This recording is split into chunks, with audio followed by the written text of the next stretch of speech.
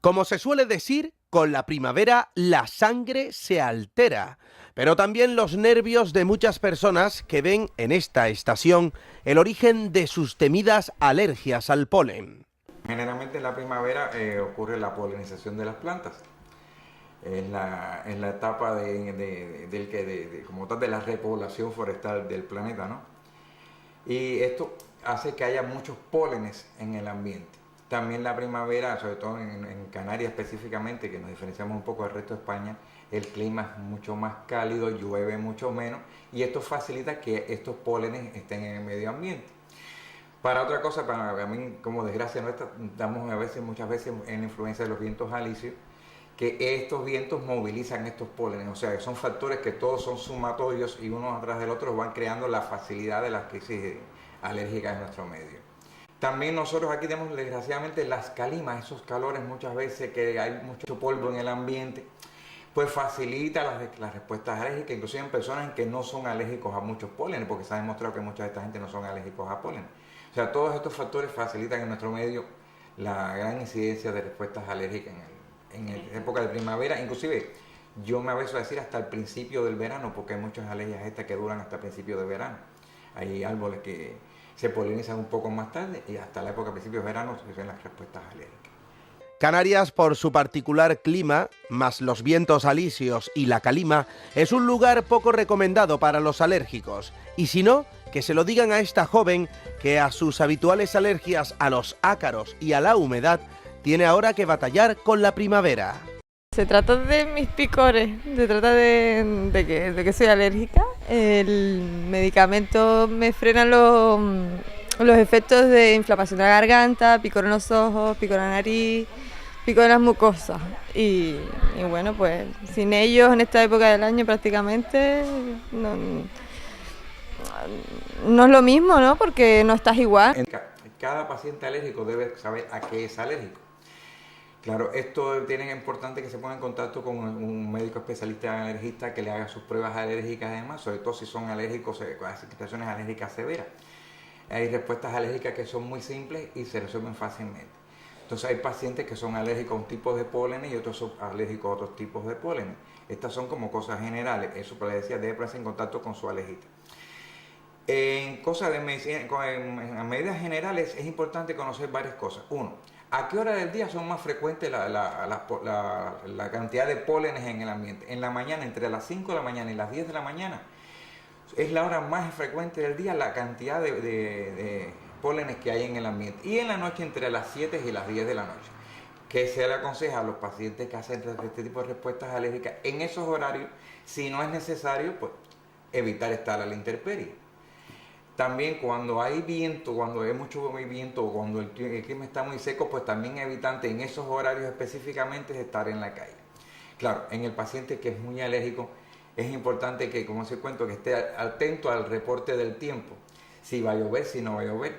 Porque cuando llueve es una maravilla. Todos esos pólenes se sedimentan, se limpia el polvillo y no pasa nada. Pero desgraciadamente cuando se seca, pues entonces empiezan otra vez las respuestas alérgicas o hiperérgicas en general que hacen muchos pacientes. También se aconseja no estar en contacto directo con la posibilidad de estos gérmenes, estos pólenes, ¿no? Y hablo más de los pólenes más que de los ácaros, porque los ácaros existen en todas las épocas del año, pero los pólenes son los que más afectan en las primaveras y en principios del verano. Entonces es importante evitar el contacto directo, o sea, no tumbarse en el césped. Los que hacen situaciones alérgicas con las famosas conjuntivitis alérgicas, usar gafas protectoras de sol o usar al menos gafas que le vayan a proteger. Si van a estar en algunos campos donde haya plantas y demás, a veces una simple mascarilla, no tiene que ser una mascarilla médica, sino una mascarilla que se venden en farmacia, e incluso una mascarilla hasta de los pintores, cosas sencillas como estas se puede evitar bastante la respuesta como tal.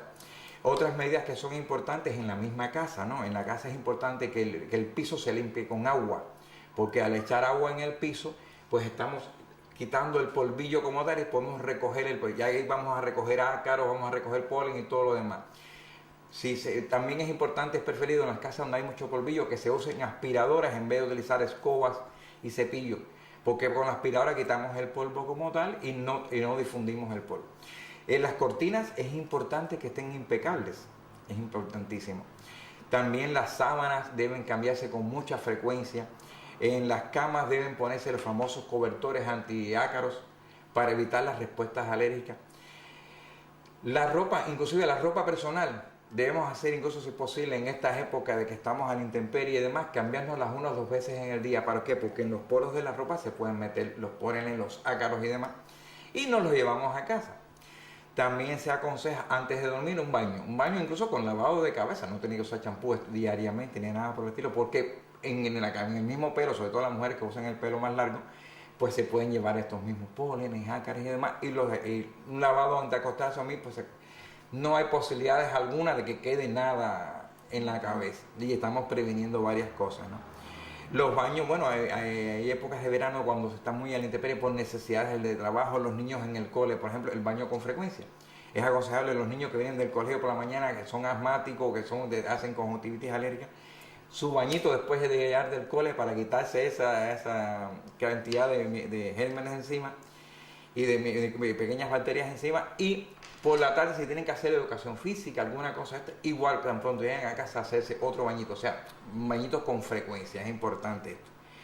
De la casa les hablamos, y la otra cosa importante es el hecho de asistir a su médico cuando hay algún tipo de respuestas alérgicas. ¿Por qué? Porque simplemente con sustancias antihistamínicas se pueden prevenir las grandes crisis.